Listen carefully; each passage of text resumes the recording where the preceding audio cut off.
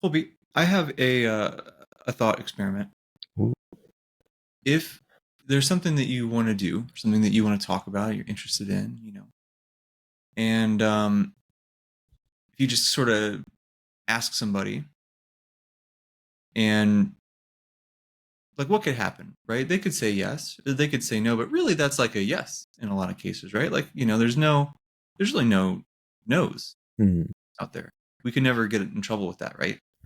I mean, they could laugh at you hysterically, say no, put you on Instagram on blast, and ruin your whole life. But that's not gonna happen, right? I mean, probably that's the only bad that's the only potential bad outcome, I think. That actually won't happen. Obviously, I'm just kidding. It won't. yeah, yeah, obviously. Um, no, so Dr. Zordos came with a lovely idea for us here that came in and saved the day on a dark day when we had not a great idea for an episode, and he swooped in at the last second and saved us, right? And he sort of, he knows both of us very well, and he was talking about how we both have had some pretty cool things happen by seeking them out very purposefully, right? And this is something that it sounds so simple, but it's actually sometimes we just forget. Sometimes it's difficult, right? It's I don't know, but it's something that I think would be worth talking about because, as he said, and as we both know, we both kind of hinted at some stuff in other episodes. We, like I said, have had some pretty cool things happen just because we sort of made it happen, right? So, I guess with that quick preface out of the way, do you have like any big picture things on that idea before we kind of get into? I know we'll talk about our examples maybe, but maybe some overarching stuff first. Yeah, well first thank you, Zordos, for saving the day yet again and inspiring us. Like, he's always there. He's just always there, which is cool to know that he's in our corner. But like you said, like he's in our corner for a reason, right? We we wanted to learn from him and we wanted to, get the wisdom and just continue to figure out ourselves. And he was very just impactful to us and continues to be. So that's really cool to have that. But yeah, I think, like you said, we got there just by being inquisitive, by being curious about exercise science, about lifting in general, about asking questions in general and seeking answers, further understanding. Right? We never really have all the answers, but we're always trying to build off that. And I think that's cool. And like you said, it's sometimes you just forget. Sometimes you forget how fortunate we are to be in this position and all the little things that added up to get here, right? Little things as simple as just asking that question. So it is cool that we can now talk a little bit more about that in depth, right? Because honestly, something as simple as asking a question can be so significant. It can open up so many doors, so many opportunities, literally all just from being curious or just from sparking up a conversation, right? But if it's so simple, why aren't more people doing it? Or why does it seem so hard? Even now, like I say that, I'm like, yeah, I should go do this. But that doesn't mean I'm going to go ask a question. It doesn't mean I'm going to go hit up someone on Instagram right away or at the gym, because there's a little bit more to that, right? So I think it'd be interesting to talk about that first. And the first thing that comes to my mind is just we probably have a lot of assumptions and expectations of how that conversation is going to go, right? Just like how you kind of started this episode, say like, what's the worst that can happen? And I made the joke of, oh yeah, it could go terribly wrong, and we can get put on blast on Instagram, and we could get made fun of, and that's pretty much never going to happen. But the fact that people think it might is enough to potentially prevent them from asking that question in the first place. I'm not saying that's not justified or warranted, right? There's going to be some fear behind those things, and that's okay. But I would poke and prod at that question and at yourself a little bit more to say, really, what is the worst thing that can happen? Or maybe you're assuming that they're going to be too busy, or they're going to say, not right now, or just going to say, no, I'm going to look dumb, whatever it might be. That's an assumption. You really don't know what could go wrong. And honestly, the worst thing that could go wrong is that they're just going to say no. But then you're just in the same spot that you were before. And that's okay. Or you just keep moving forward, you just keep going on with your life. They're not going to remember it. You're not going to remember it. But the opportunity and potential for all these doors to open up to then, get a PhD and then start a podcast with one of the coolest people in the world, that's kind of worth it to me. So I'm very thankful for that. And I just because I asked a question. Right. So Yeah. yeah, I think that's what comes to your mind when I talk about that? Right? Like, why is it so hard? Or what are some things that maybe people come to think of in general, in addition to that, or just thoughts that come up? Yeah. Yeah, I think that's very spot on what you said there. And it's so hard to remember that almost always the worst thing that's going to happen is they just say no and you're in the same spot that you were in, right? Like I'm sure there's some crazy weird examples, at least within the scope of what we're talking about on the podcast, right? Like there's some other weird fringe things that of course have much bigger consequences, but within the ideas of, fitness stuff, academia, blah blah blah, there's just like the stakes aren't that high, and so that's a huge point. And I think something that I certainly struggle with, and I'm sure other people do too, is just the self-doubt of like, well, why would they say yes, right? Like why would they want to do this with me, or why would they let me do this, or I haven't earned it yet, I don't have the right to ask for that yet. I've had a lot of thoughts like that, and I'm sure tons of other people do too. And I think it's like we always talk about on here, like challenging beliefs is so important, right? It's the same idea. Ask yourself that question, like, why do I feel that way? And if you actually explore that, usually there's not a very good answer for why you feel such heavy and like crippling at times self-doubt. And it's just this, I don't know why humans do this so much, that we have this just like dark cloud over us sometimes with, feeling like we don't deserve things or whatever. And sometimes, like, let's be totally honest, right? Like sometimes you don't deserve the thing. Like if you haven't put any work into, like, as we'll talk about when we start getting into some examples, like one example for me was I wanted to do a study in my undergrad. And if I had never looked at a paper before, I had not the slightest clue what science was, then like I wouldn't have deserved that chance, right? Like I didn't, so there is a certain, I think, degree of like, you do need to put some effort in and you need to care about it and stuff. But anyway, I think that's a thing that can hold some people back, and is just a matter of inquiring with yourself. Why do we feel these things? And listen, that's also, I tend to find that those feelings extend beyond just fitness and academia and whatever, right? It's usually when we have that kind of self-doubt, and at times issues with self-efficacy or self-worth, that it extends to everything. So it's very worth exploring those things in a lot more depth. Maybe you have a professional help you, or friends you talk to, or whatever, right? But it can be a much wider spanning thing. So yeah, keep an eye out for that, I would say, right? And it doesn't mean there's anything wrong with you. I think it's very normal to feel that way, but it's worth exploring. It's extremely normal, and just because we're talking about it doesn't mean that we are experts at it. If anything, I don't know about you, sometimes I feel like it's exacerbated now because of finishing PhD, or because of things that I've Sure. done, people that I'm working with. I feel like I'm putting more pressure on myself to have these expectations that I'm not good enough. It's like, okay, well, people are going to expect this from me. Maybe I can't provide.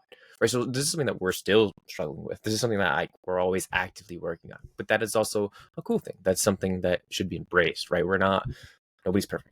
And this is all part of the training arc that we are in our lives, right? It's just growing. And I think this topic of, uncertainty, of self-doubt, of imposter syndrome, all these things is probably the hardest part of some of these arcs, right? Because you have to ask those very difficult questions, like you said, and the answers that come often put us in even more vulnerable positions, right? And sometimes you just avoid that question. But I implore you, if you do dig deep, ask those questions, be honest with yourself. It might be a little bit painful at the start and to dig deep, but the doors that then open up afterwards, the freedom, the peace, all these things that you're going to feel, it, that's what life is, right? So I think we're going to push you a little bit and say, hey, just be uncomfortable for a bit, and it's going to be worth it. So yeah, I think one thing too that I said in another episode before, that has helped me with these kind of things, is kind of the idea of mantras or things I repeat to myself, and it's just the idea of, but what if it does all work out? What if it's better than I can imagine, right? And that's something I've been really trying to embrace now, especially going into prep and being just uncertain about this whole thing. It's like, hey, what if I'm not shredded? What if I get last place? Or all these things that can come up if I'm just not making it. What if I don't make it to the actual show date because I just don't feel like I'm strong enough in my willpower? All these things, but What if it goes better than I can imagine? What if all these other opportunities arise? What if I do well on stage? What if I love the process so much that I just continue bodybuilding forever? There's so many good things that can really come from it. So I'm gonna be optimistic as I can. Call me blissfully ignorant. I'd rather be that than to be negative or to miss out and then have regrets of not doing stuff. And that's the other thing that I always keep reminding myself is I'd rather regret trying and quote unquote failing than not trying at all. Because then hey, I tried, it just didn't work out. That's fine. We learn, we move forward. Next arc, here we come. Yeah, 100%. I Yeah. think that's very well said, and I think that kind of is that leads into the other place that my brain goes with this is I think because I will admit I'm somebody who sometimes struggles with that idea of, well, let's just think of it more optimistically. Like sometimes I'm like, yeah, that's great. That sounds really easy. How do I actually do that though? You know? But I think something that's helped me also is like I think that fear of rejection, that fear of trying and failing something, or that somebody won't. I try to get this opportunity and they turn me down for whatever. That fear, I think, is often driven by a lack of confidence in the thing. And what does confidence come from? Experience, right? So it's like, well, let me just do some work in that area, right? And so, for example, like contest prep, right? Like, let me do an 8-week diet and just see if I can do that. Let me do, wait a while. Let me do a 12-week diet. You can kind of baby step your way up to it, or if maybe it's a research thing. Let me try to read some papers. Let me try to, and you start to build some of those skills, and you can build some of that self-efficacy. And you can build a little bit of confidence, and then you can come in and try to seek these opportunities, and you just the fear is still there, but it's certainly a lot less because you just feel more prepared. And even if you get turned down or it doesn't work out, or you quote unquote fail, you're still in a better position than you used to be, because now the skill is higher, and you can just I think the higher the skill is, the more motivating it is to keep working on the skill. Like those early days when it's so hard and it's like I'm not seeing any progress, it gets discouraging. But if you can push through that and you start to get some traction, and even if you have some bumps in the road, or a missed opportunity or whatever, like that momentum can still carry you forward, and you can keep going, and then you try another opportunity later, which I guess then connects to full circle that thought. There's that old cliche, luck is where preparation meets opportunity, or whatever, right? That I think there's a lot of truth to that. Like obviously luck, can we make our own luck? Not really. So the universe is chaos and randomness, but we want to, if chaos comes knocking at the door, I want to be ready for it, right? So like if you try to build the skill, you try to work on the thing, you prepare, and you're trying to be as ready for an opportunity as you can be before it's even there. Dude, when something happens and luck just happens to come across your way, and you have an opportunity at hand, you can seize it, and you have a much better chance of being successful, right? So that's another thing that's helped me a lot, is just try to do that work, and then often the rest of it kind of takes care of itself, right? Like as long as you're not just so buried in building the skill that you're not looking for those opportunities either, right? Like sometimes you can just miss an opportunity because you didn't see it. But if you're kind of, most of your time you're trying to improve the skill, do some work, you're peeking up, pulling your head up out of the ground every now and then to survey the landscape. What's going on? What can I apply for? What can I ask? Can I ask this person if they want to, if they can teach me this thing, or if they want to collaborate on this thing, or if they want to, so on and so forth. But yeah, doing the work to try to be ready ahead of time, very, very helpful, I find. And during that process, don't feel like you need to have it all figured out or feel like you are ready, because you'll never feel ready enough. So just remind yourself of that as you're going, right? You're not like, I don't think I'm ready to ask the question yet, or to reach out for an opportunity because I'm not where I think I should be. You'll never be where you think you should be. Just do it. And if it happens, like you said, if everything lines up, that it's meant to be. If not, keep working the skill. Next question that comes around, probably better than the previous opportunity, right? You really never know. It just kind of ends up that way. So you just got to keep trying, keep shooting. You can't miss a shot unless you actually shoot it, right? And you can't make it unless you shoot it either. So you got to eventually keep shooting. It's gonna land. So very true. Yeah, very true. Yeah. So if we could start with some examples of how this kind of all, like in our own practices and experiences and journeys of how this looks. And I think for me, it kind of makes sense to start like like early on, because then everything else builds off it, just like we're saying, right? You have to start somewhere, and then you don't realize that this leads to this, leads to that, the butterfly effect kind of things, right? Things just end up happening because of one simple thing. And I think the first thing that comes into my mind is just, I had mentioned before when talking about my journey of like struggling to with weight loss and all that, and getting into exercise in general, but then specifically with getting into the gym, right? I had signed up on my birthday and hadn't gone for months because I was just afraid to go. So when I had found out that one of my friends was going, I reached out and said, please just take me with you. I didn't say train me. I didn't say, write me a program. I didn't say anything. I just like, can I just go with you and you walk in through the door with me? I literally just kind of need that because I'm afraid. If I had never asked that, I don't know if I ever would have stepped into the gym. And if I didn't step into the gym, all these other things that we're about to talk about wouldn't have happened, and I wouldn't be here right now. So I think just like something as simple as that. Say, hey, take me with you to the gym, and then you fall in love with shifting some iron. That's so cool.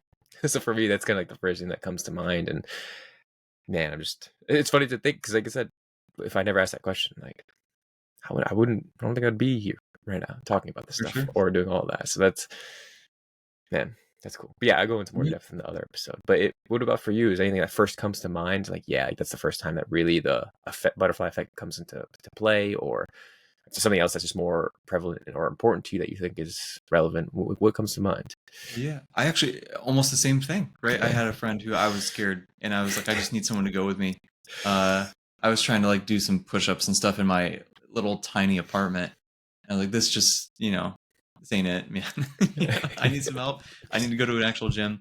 And like you, fortunate enough to have a good friend who didn't say, no, dude, that's lame. Go on your own.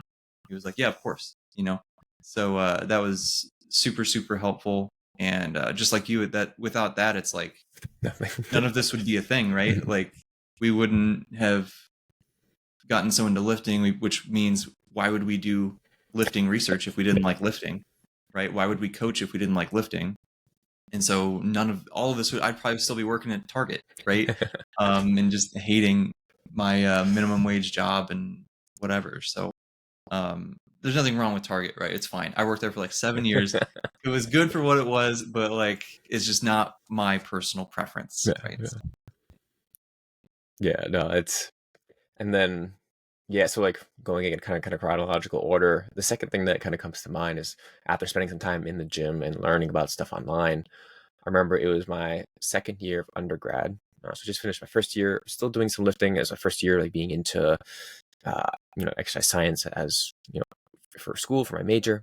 But then specifically that second year is when I became a resident advisor. So I was just part of the university a little bit more, and we were there earlier than most students and people just to get things ready. And on the freshmen basically moved in a couple days beforehand, and they have like events going on, right, to get them integrated into everything. And it's called first night. And on the first night, it was like out near the quad. There's a bunch of booths, bunch of different like just groups going on, different clubs you can join, organizations. Just a lot of fun, a lot of music. It's just such a cool experience, right? And I remember taking my students there, and at the corner of my eye, I see a bench press out in the middle of the street, like because it gets integrated into the street and the quad and all that, and it's just a bench press there. I'm like, dude, hell yeah, there's a bench press. Like, what is that? So I went to go over there. Bunch of dudes, shirts are off or in tank tops, jacked, and they're like getting people to do some bench press and then to sign up. I'm like, what is this? The nicest people come up to talk to me. They're like, yeah, we're starting a powerlifting team. And I was like, dude, I don't know what that is, but sign me up because looks like so much fun. I didn't know what powerlifting was because, again, it is maybe now 2 years that I was doing some lifting. But I was like, I don't know what that is, but if this is what it's about, just getting a bunch of people to have fun and do some bench press, yes, like that sounds cool. Just the vibes were immaculate, as they would say nowadays, right? Like it was such a cool place to be. And I was like, yeah, that's a nice environment, and I like lifting weights. So, and then signed up, and I was like, these people are so cool. And I just remember leaving that so ecstatic. So I'm like, cool, like I'm taking the next step into figuring out like lifting stuff. I don't know what it is, but I'm excited about it. And I went to go try to see what it was about. And I'm going to see what it's about because practice starts next week. How do you even practice this thing? Like, there is a sport? Like, I don't even know. I'm just going to show up and figure it out. Right. So then from there, just getting into powerlifting and getting into the more, program design side of things. And like, just like, there's more to lifting than just lifting.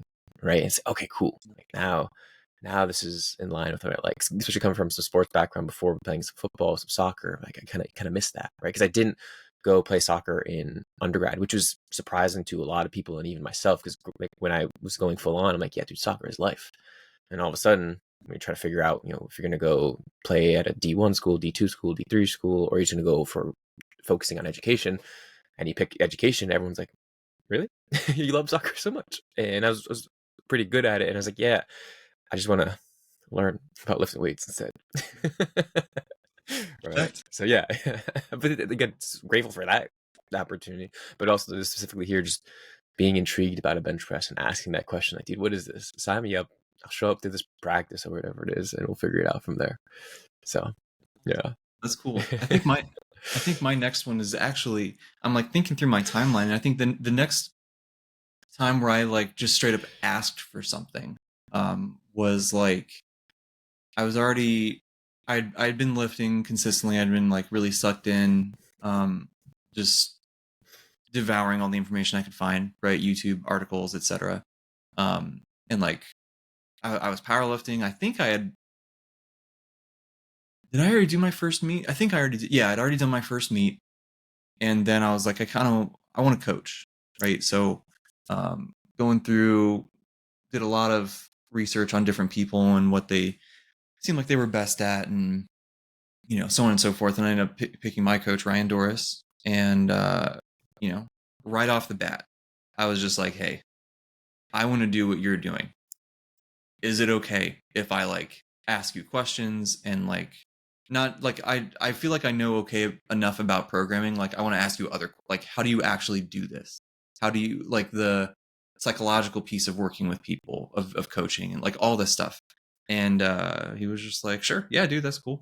And so that was such, which is to this day one of the best things that's happened, right? Just the mentorship that I got from him was so instrumental in forming me, I think, as a person in a lot of ways, but especially as a coach, and just how I sort of approach this job, I guess, right?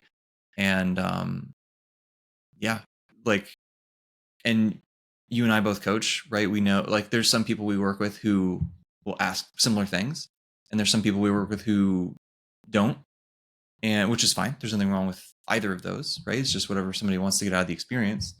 But like, I think we both probably, when we make an adjustment to the program, like, we'll usually explain why, right? But if somebody isn't interested in like getting a ton of extra information, we might not just offer it, right? Because it doesn't necessarily help them. It's just sort of back end stuff or whatever. And it was so helpful to me to like seek out that extra information and be able to get it. And it just, yeah, like, that's, I coach the way I do because of him, right? And that was just so amazingly helpful, and really was a huge step in my, I guess, development into what I'm doing now.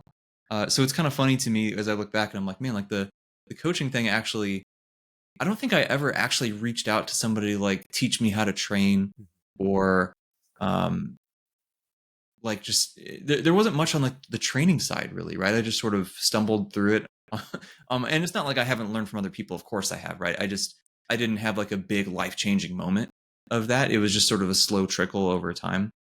Um but yeah, that was probably my next big one, was just straight up asking him to mentor me as a coach. And just got really lucky that he had the time and mental bandwidth, and was nice enough to say yes. So yeah. And kind of like how you said, how we normally approach the coaching side of things. I'm sure he was like, yeah, I was probably going to do that anyway. And just to explain things how I go. And you're still going to learn to some degree about this stuff. But the Yeah. fact that you expressed that interest really opened up the door for him to just go, to really go all out. Because like you said, sometimes we don't want to be the person that gives that unsolicited advice. Even though like sometimes you need to explain some things, but some people, as you had said, tell me what to do and I'll just do it, which is completely fine. We're going to work with that either way, right? We're going to make it happen. But it's, like I said, just putting that out there really like kind of maximize the ability to learn as much as you can and show that interest and be like, yeah, I'm in it for more than just the 6-pack or the 1RM strength to go up and all that. So it's cool that you're just like straight up Again, just And it asking was questions.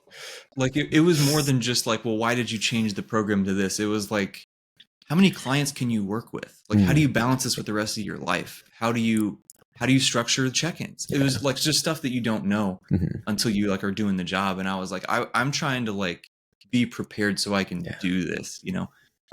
So yeah, I was just so fortunate that he was willing to help me out. And like, it's not like I just copy everything that he has done. Like, there's some stuff that just I tried and just doesn't work very well for me, and I have to just the way that I don't know my personality type or whatever. Just different people Mhm. do best with some different stuff. But um, yeah, it was yeah. Yeah. Your turn. What's your That's next one? me. Chapter 3. After reaching my it kind of feels like that, but I get it. They Yeah. really do build off, and it's like now that I'm connecting the pieces, also makes it feel it's cool. It's like making me feel warm inside. Like, wow, this is a little journey. So it's fun to talk about, honestly. So yeah, like getting into the powerlifting side of things, started to just learn more about it, and then when it came around summertime, just went back home and needed to find a gym. Well, I was like, powerlifting's a little bit different. I don't think I can do that at a regular gym, so I need to find something that's more like inclusive to that, or is welcoming to that, or I want to create a similar environment as best as I can. So I remember going to a more powerlifting like gym, and that one of my friends from the powerlifting team had recommended, and I just showed up, and then from there just meeting more like powerlifting crew. Like that was so cool, because then it's like, yeah, like this is the next level of powerlifting where these people are extremely strong. They've been doing it for a while. There's even some coaches there who are like into programming. They're working for like at the time they're working for the strength guys. They're working for like some OG companies of like, okay, we can do this for a living. So I remember just asking my friend Evan Chafee. I just got along well with him there. I'm just like asking questions because he was a coach, and he's like just giving me all this advice. I was like, dude, like, how do you set up a program like this? It's like, oh, I'll show you. He literally sat down with me at the table next to the deadlift platforms and a piece of paper and just kind of wrote some stuff out. I still have that paper to this day because it just made so much sense, and it was like so cool to see it laid out. Like, okay, yeah, like this is periodization in a way for strength training. At the time, like DUP was getting into it. I'm like, wow, this is great. And it also helped connect some dots because in my head, I remember seeing stuff online about this, right? At the time, still learning from like Lane Norton and learning about the Zordo stuff. And he had mentioned like those names. And I was like, yeah, I know these names. I'm like starting to get into that. So it kind of solidified like, yeah, I'm on this right path. Like things are starting to connect. I'm piecing it all together. Like the education side of things, the practical side of things, what powerlifting is, what strength is. And then from there, like again, the piecing it all together is when I kind of got to the idea of like, yeah, I want to continue this education thing and go do my master's. And well, I've heard of the Zordo's got a couple different times now, and I like his work, and it seems very interesting. So I'm gonna go there. And like we've talked about on other podcasts, just making it happen after getting stressed out about trying to get accepted and get it all worked out. And I showed up 2 weeks, or I got the acceptance 2 weeks before school actually started, after being stubborn and waiting for it, and it happened. And I showed up, and I showed up to biomechanics at 7 p.m. on that Monday, and I was like, hey Zordos, it is me, the guy that was bothering you the entire summer, worried about getting a position because I wanted to show up and be there. And that's when I asked, probably one of the more important questions I ever asked was, how do I make the most of my time here at FAU? I want to learn as much as I can and get as much as I can out of it. And he was like, show up to the muscle lab.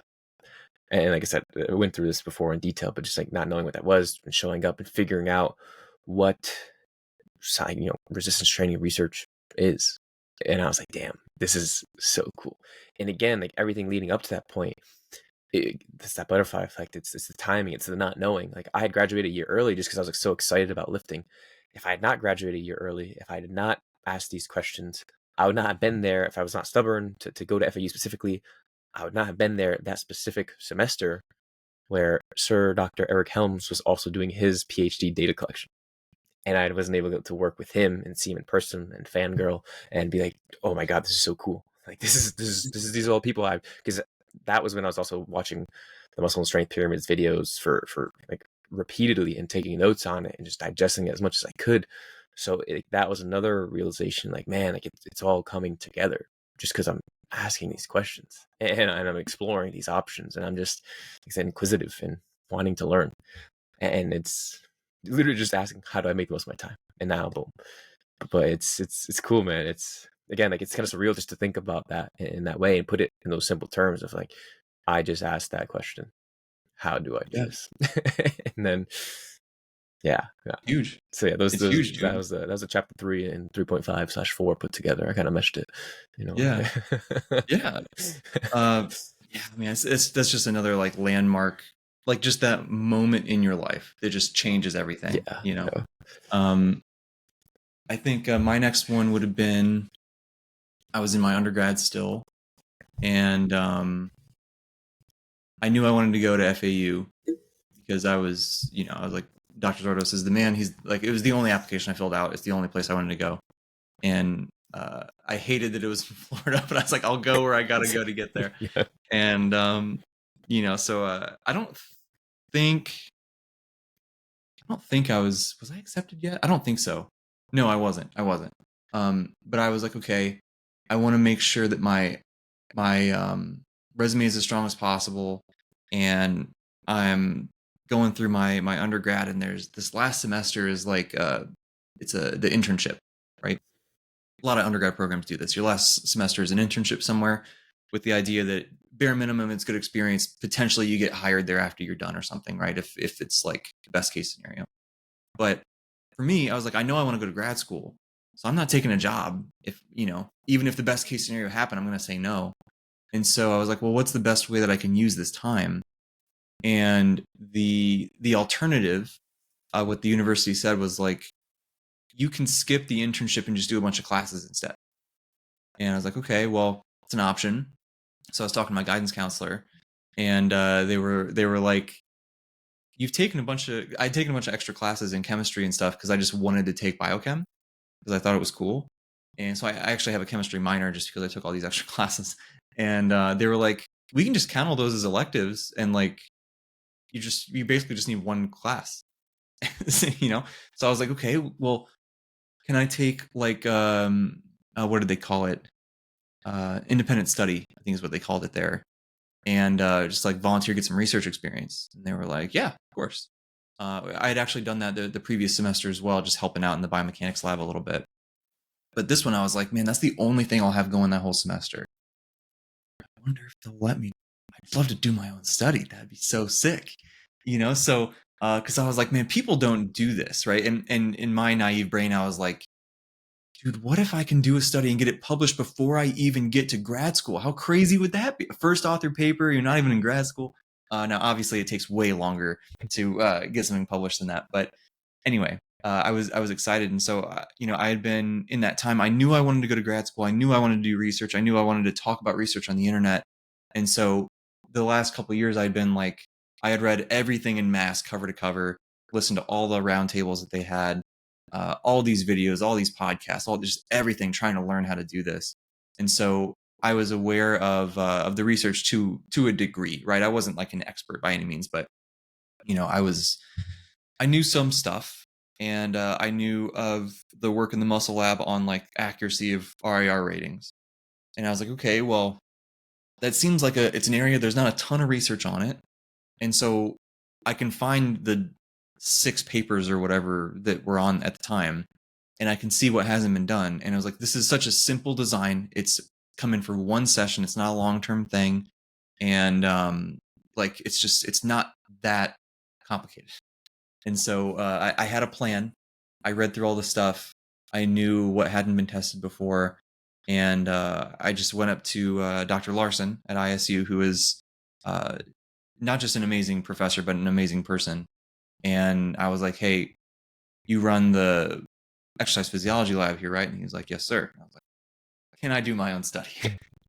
And he just kind of looked at me like, what? Like, so I explained him my plan, and he was like, all right, cool, like let's try it. So he kind of took a shot on me a little bit because um I was going to take up some of the time because it's sort of a shared space you had to schedule, and so I was going to take up some time that other people could have been using it.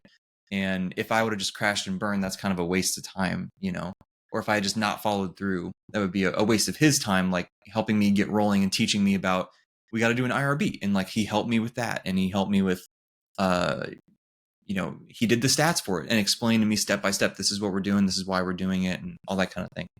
And he was just amazingly helpful, and without him, I would not have done that study. That has since been published, which is pretty cool.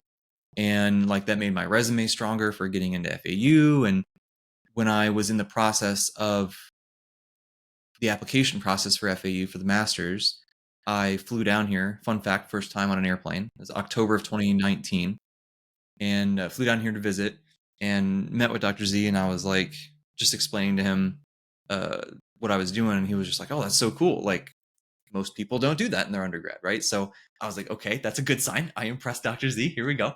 And so like my part two of my chapter 3 here, I guess, was when I was like, I was explaining to him what it was, and I was like, would you mind taking a look at my plan, and like if you have any pointers to make it better, I'd love to see that. And he was like, of course I would love to, right? So and he was like, you know what, I'm going to treat this as if you're part of the lab. And like he helped me every step of the way. He helped me so much with the writing and just everything. And it was so again, both of them there were huge in making that project not absolutely terrible like my initial plan would have been. And it ended up being a really cool project. And like I said, it got published, and it's led to it just gave me that big jumping off point of feeling confident enough when I got into the master's program. The time commitment, the attention to detail, the just all the research stuff, right? Of just being in the lab doing data collection with human subjects. Like you got to make small talk, you got to make sure they have a good time, and all the scheduling, And so I had some experience with that, and that made it so much easier when I got to FAU. And so yeah, that was a huge, huge, huge, huge thing for me. And like we've been talking about this whole time, it all just came back to like just asking if they'd let me do it.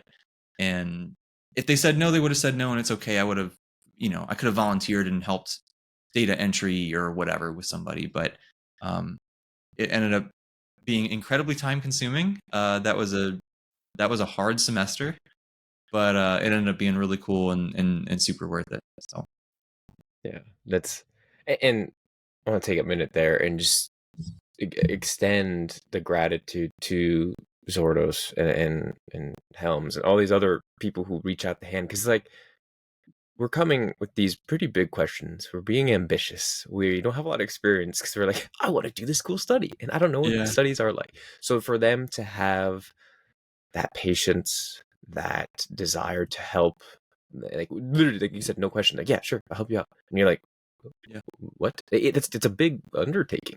Just no hesitation like that. That means the world, right? So that's just so cool to have people like that. And again, like you just never know until you ask that. So I just wanted to point that out and say much love and thanks to that too, and just feeling super grateful because, like I said, now we're here because of that in that way. So that's nice. But yeah, and for the next chapter for me, again, kind of building off the last, is because I was able to work with Helms a little bit in that first semester when it came to graduating from masters, just planted the seed early on, like just take me with you when you go to New Zealand. And I want to do the PhD stuff, and ended up working out. And this that's incredible to just have that opportunity to work more with him, to go across the world, in a different country, and to experience that, and to have a mentor that is so, again, willing to help in many areas. I learned more than just science stuff, and to be, that's kind of where it bleeds into the next chapter as well, where I was able to get more experience and opportunities with coaching and content creation because I was just, showed up to the lab and told Helms, like, yeah, I want to be involved as much as I can. Like, how can you know, how can I learn? How can I grow? Like, I want to, on the Zor Helm spectrum, I want to be somewhere over here. Like, I want to see what this more personal training, online coaching kind of stuff is, because I've had a lot of, my prior experiences mainly being in the lab and teaching, and I like that, but I want to try this other stuff too. So like planting that seed and asking that question of how I do that, whenever things would come up, he would, reach out to me and say, hey, like, I don't know if you've heard of this company, Stronger by Science, but they're looking for coaches. And I'm like, are you serious? Like, yes. Like, absolutely. Because again, people, Greg Knuckles, Eric Drexler, people I looked up to forever, and they're looking for opportunities or looking for coaches. And when I apply, they're opening open arms. Like, yeah, absolutely. And I'm like, really? Like, that's fantastic. Here we go. Like, let's do it. And that from there, just getting all that experience and the exposure, and same thing, like through being there with Eric, and when other opportunities, like that's when I got more into the content creation side of things, when Luke Johnson was looking for someone to help create content for Simply Shredded, which then evolved into Personal Training Collective. But just having that be a thing, it's like, dude, I've never made posts really before. I never made educational content. So when we had to like do a trial run, I was like, here's how I would set up kind of my classroom, like how I used to teach stuff, but how maybe make it a little bit more hands-on and, you know, just for social media, and then just getting that opportunity and growing in that realm, just because I was like, I want to do stuff. I want to explore the spectrum of content creation, coaching, all that, and just that was cool to get all that in. And yeah, now I'm continuing with all that stuff, and it's just like, man, it's cool. It's cool, and yeah, now we're here. Yeah. Isn't it cool how like you have these big pivotal moments where you really you ask for a thing, you seek it out, and someone, like you said, so one of these amazing people just gives you a chance, and then like you can kind of ride that for a while, like just things start to kind of, you start to attract some things, right? You know, I had the same thing. You especially, you know, you get in with a group of people who are established and they have connections, and you know they can help to you know, you're just exposed to a group of people that you weren't exposed to before, right? Which only helps. And then, you know, you build some momentum. And it's just like with training, right? Like you start off and then you become consistent and you keep showing up. You start to dial in the smaller details too. And then all of a sudden, like the PRs just keep showing up, right? The muscle growth just keeps happening. The fat loss just kind of takes care of itself. And I think that's how a lot of this seems to have kind of gone for both of us, I think, right? Like you keep showing up, you keep doing the best job that you can, you keep learning, you keep getting better over time, because we're going to mess stuff up along the way. And, you know, you just kind of keep, I don't know, keep building from there. And then eventually there's going to be another big moment. You know, I've been kind of thinking through for me, and I think, I don't know if I've had that moment since then, of asking to do that study and all that kind of stuff. And it's, you know, so it's been now 5 years or something, 6 years. And I think I'm now on the precipice of the next one, which is I have about a year left until I graduate. And so for me, the next step is, of course, figuring out what I'm going to do next. And there's still a lot of thought that needs to go into that, exactly like what I want to do most, right? But for now, it's keeping all the options open, which means pursuing every option as if it's the only option, right? You know, so it's continuing to push the coaching and the content and all that kind of stuff for that avenue. It's continuing to, you know, push the academia avenue a little bit too, right? Not a little bit, I should like just push it, right? In case that's the thing. And so like right now, I'm in the process of, can I secure funding for a postdoc, which is totally possible. But it ultimately comes down to, you have to convince somebody to give you money. And so that is, you know, whether it's a government funded thing where you're, you know, writing up a grant proposal and it's a very formal process. And, you know, you're there with tons and tons of other applicants, and you kind of hope that you get it if you can build a strong enough case and that sort of thing. You know, and government funding is is even harder to come by in recent days compared to how it's been in the past, which is already hard to come by. And so then, you know, the other avenue is like some, you know, private funding sources, right? Companies that you can try to reach out to. And it's a similar thing. You have to build a very strong case and you know, but it's slightly different, I guess.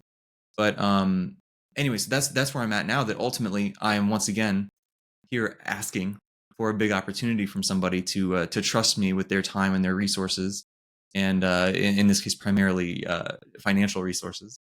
And so we'll see how that goes, right? This is sort of the epilogue, I guess, that leads into the sequel, where that's where we're at, and we're gonna see how this shakes out. And you know, within the next year, I gotta have an answer. You know, so we shall see, to be continued. But that is the next big ask for it opportunity on the horizon. So this one feels particularly high stakes because this is like, the real world's coming quick, right? You know, I can't just stay in school forever. I mean, I guess I could do a different degree, I suppose, but I'm kind of ready to be done with school at the same time. I've been here for 10 years, so. It it's scary, isn't it? Even though we've Mhm. had these moments of asking questions and of growth, like you said, it's each time it feels like it has a little bit more weight to it, whether it's not up for debate, but still it's always going to be scary no matter how much experience you have with it, right? So like that's what we said early on, is like, hey, we're still going through it, we're still going to have these walls that we have to overcome, of uncertainty in general, of the world, of our skill set, of all these things, but push it, right? Just because you're scared doesn't mean you're not showing up for your research, for your coaching, for the podcast, for your partner, right? You're just showing up, and that's all we really can do, is continue to show up and do the work.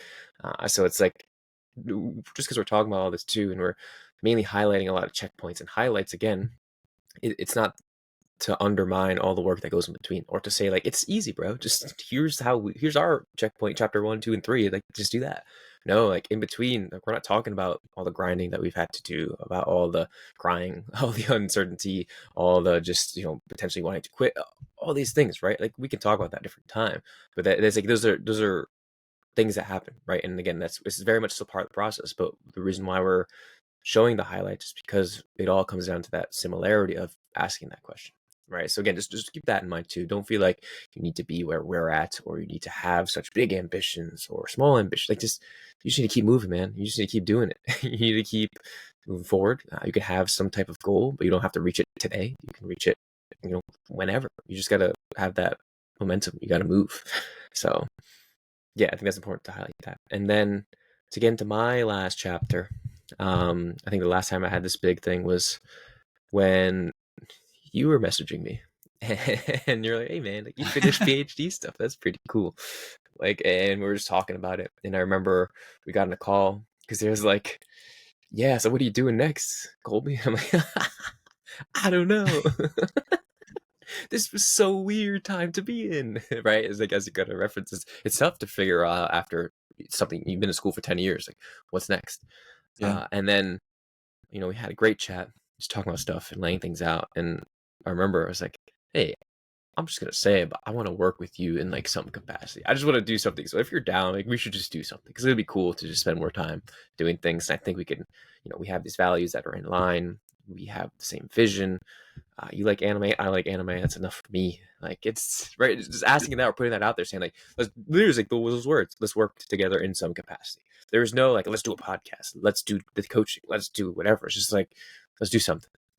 And and then now we're on episode 28 of a podcast, and we're growing a little community, and we got some cool stuff going on. We have, we're still early on in the seed planting part of that, but it's happening, and I've enjoyed it thoroughly, right? So it's just like, none of that would happen if we didn't have that chat, if we didn't go to FAU, because I remember too, like you had reached out to me asking like, hey, like I signed up and I'm trying to do kind of like what you're doing, but Zordos like hasn't hit me back up. Is he busy? Yeah. And I'm like, oh, he doesn't mean that on purpose. He's busy. Like, I'll hit him up and let him know that you're interested.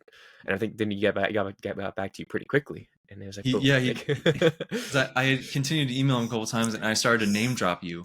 I was like, hey, I've been talking to Colby Souza, and like and when he finally emailed me back, he was like, hey, if Colby vouches for you, then I know you're a good person. I know you fit in well here.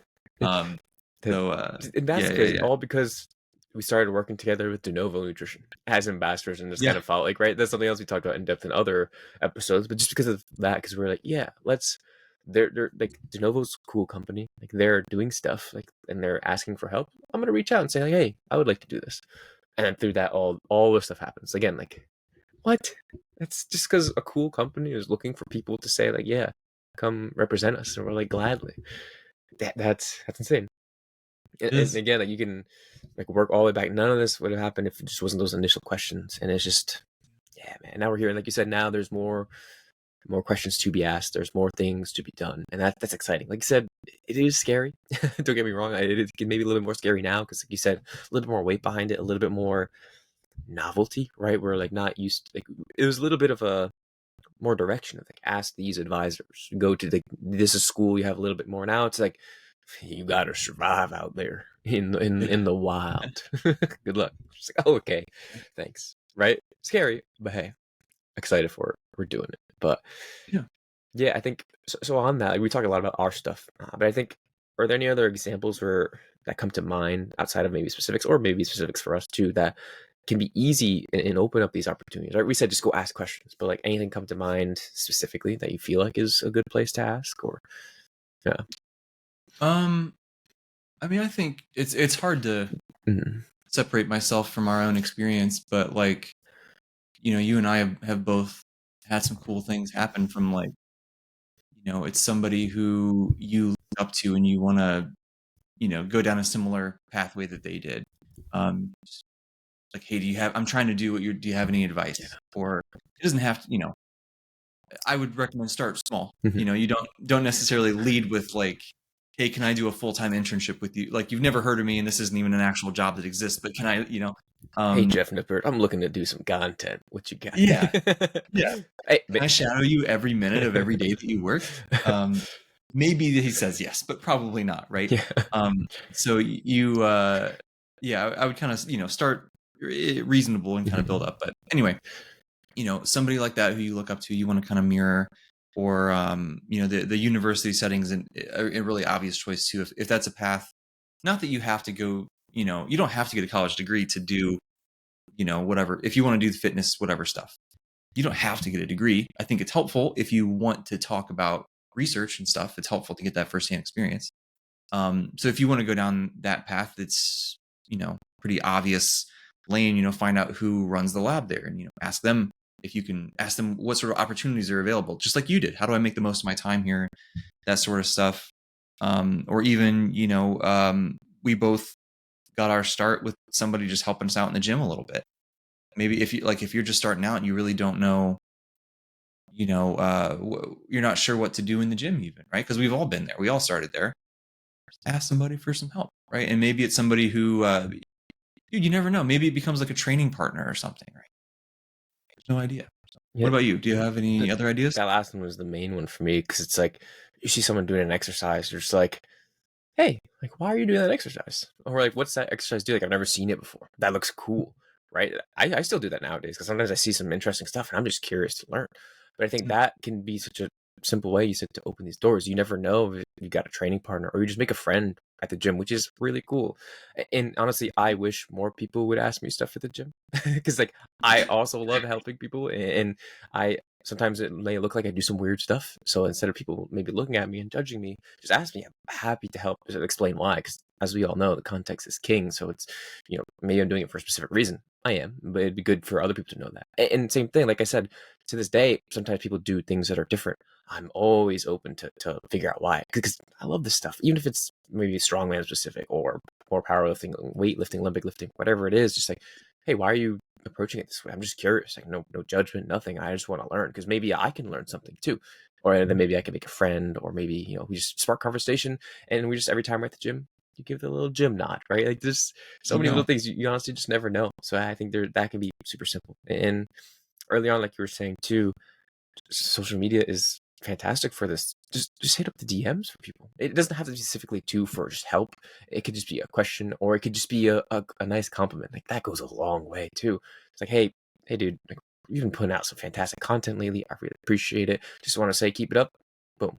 And from there, that person might like reach out and be like, yeah, man, like, cool. Start a conversation, start whatever it is. There's like sometimes just getting that name out there, or just showing like you're interested, or just giving someone a compliment goes a long way. And I think that's, especially nowadays, like I feel like we're kind of, we need to rehumanize humanity in a way.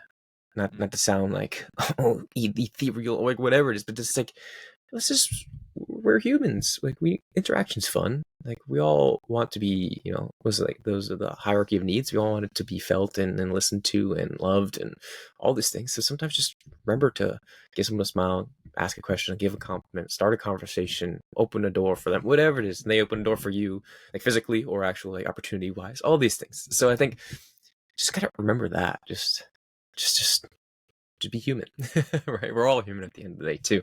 So just, that's something to point out. And then lastly, that kind of brings me to another thing of just, like we said, sometimes that's hard, right? So sometimes maybe we need some other people who are more extroverted or open to helping to extend that hand, right? Kind of calling back to our episode 1 of that idea of the training arc and that theme in anime of, characters reaching out their hand to someone. Like in Naruto, you see it all the time. The thumbs up from Naruto, or Hunter x Hunter, everything. Like the shirt that we were wearing on that day that we both have, which is cool, by the way. The Hunter x Hunter one. But yeah, just like that idea of reaching out a hand. Sometimes people need that too. So if you're someone that maybe is in a position where you can offer help, or be, you're a little bit more extroverted or whatever, don't be afraid to, light someone else's candle. I think that's cool. And to be honest, that's kind of a push to myself as well. I feel like I need to be doing that more, especially at the gym, because sometimes I get in that same mindset where they're really busy. Maybe they're in and out of the gym kind of quickly. I don't want to bother them. Like, dude, just saying, dude, that was a great set can go a long way. So like, kind of holding myself accountable in there too. No, that's a good point. That's I was very fortunate that some people did that with me when I first started powerlifting, and not only did I make some friends that I wound up I trained with them for years. But before I moved, up until I moved to Florida, like we trained all the time, and it was all because they they saw me trying to powerlift, and they were like, "Hey, man, like, can I?" And they were it wasn't cringy or annoying or anything. It was just like, "Hey, like, I see you, dude. This is awesome. Can I, you're welcome to work in with us, and we can spot each other if you want." And then they would like give me little pointers and like, but it was never in a way that made me feel bad or stupid or whatever. Like, that's always nobody wants unsolicited advice, so I'm very glad that they were cool about it and sort of brought me into their friend group a little bit, and yeah, it goes a long way, like you said. It does. But yeah, man, it's, like you said, it's cool to reflect on this. It feels good. It kind of gives some more spark and motivation for me to continue to do stuff, and hopefully it does for you as well, and just gives us that excitement for the future and more great stuff to come. Because like, man, we're only just starting with life in general, but I think all those other things too. So that's just good to know that who knows where we're going to be next year, 5 years from now, all that. So it's exciting. But one last thing too, like this whole episode, we're kind of talking about asking questions and reaching out. And again, we're going to extend a hand to you all again and saying, like, don't be afraid to ask us questions too. Like, we love the questions. We love the comments. We love the discussion. And we get, like, the Discord is a great place for that. We've been having some cool chats in there. If it's the comments on Instagram, if it's just hitting us on the DM, if it's, MySpace, Twitter, like whatever you're on, we might be there. Just don't be afraid. Just hit us up, right? It would be cool. You never know. And again, like, that's how we start some cool friendships. So any last words from you on that front? I don't think so. Just ask, bro. Just ask. Hello, that simple. Just ask and you'll get it. That's how it is. But yeah, as always, appreciate you all for listening. Jake, thanks for the wisdom. Great talk again. Zordos, thank you again for the recommendation and for all you've done. Helms, thank you. Everyone, thank you. Just feeling very grateful right now. As always, we'll see you at the next episode. Peace.